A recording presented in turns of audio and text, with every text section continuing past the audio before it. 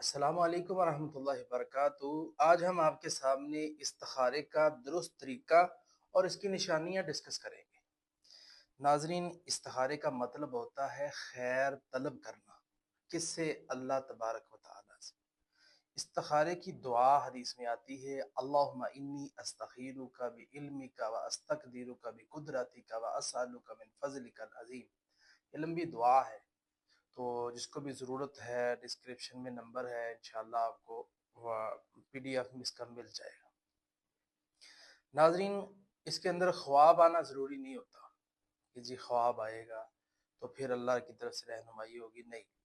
اور اسی طرح دل کا رجحان کدھر کو جا رہا ہے، سکون ہے یا بے چینی ہے، آپ وہاں سے رہنمائی بھی لے سکتے ہیں۔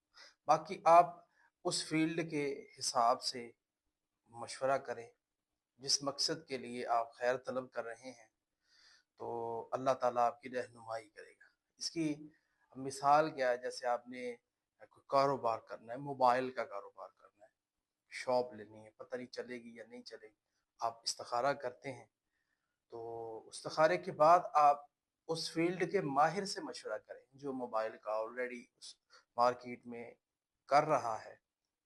اللہ فرماتے وشاورہم فی الامر فَإِذَا عَزَمْتَ، جب مشورہ کر لیں آپ تو پھر آپ ڈٹ کے اس کام پہ لگ جائیں اور اللہ پہ بھروسہ کر دیں۔